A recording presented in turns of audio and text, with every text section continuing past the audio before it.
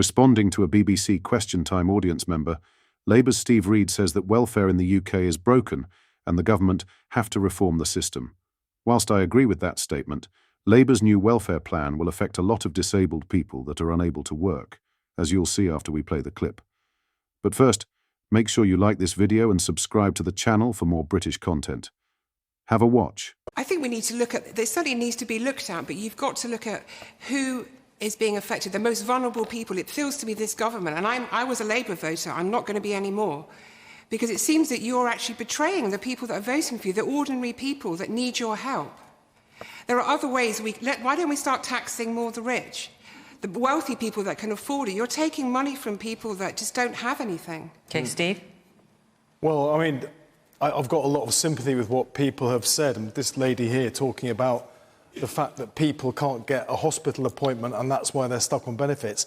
Absolutely right, when we've got record waiting lists, can take 18 months or longer. So we've invested already £26 billion and the waiting lists are coming down. 2,000 more appointments already since the government was elected. But looking more squarely at the benefit system, the welfare system, it's broken. And it's broken because it is failing those very people it is supposed to be helping. Look, we've got 1 in 10 adults of working age in this country who are on health or disability benefits. 1 in 10.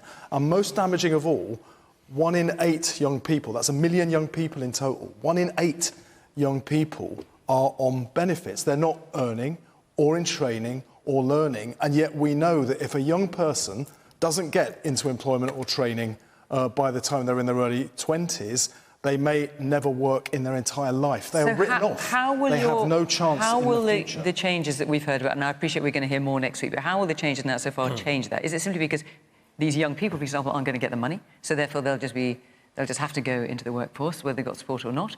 How are you going to change that? They need more support for you. They need more support. We have to reform the system to make it work better to people, to give them appropriate support. We can give better support for those who can't work if we can get those who can work into work. Now, some of those people will need support to get there. So what Liz Kendall announced in the House of Commons earlier this week is £1 billion extra funding to support people who can work, to get off benefits and get into work. This is how people reacted, Dale said. I'm living with hereditary spastic paraplegia, a debilitating condition that has left me paralysed. If the proposed changes go through, I'll lose £2,500 a year, money I rely on to live. This is devastating, Andrew said. Who will employ them, though? UK Labour have made it far too expensive and for too risky to employ people from this area with their national insurance hikes and new employment rights. Left hand versus right hand.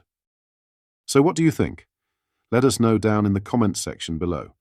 Make sure you like this video and subscribe to the channel for more British content. Thank you. Take care. Goodbye.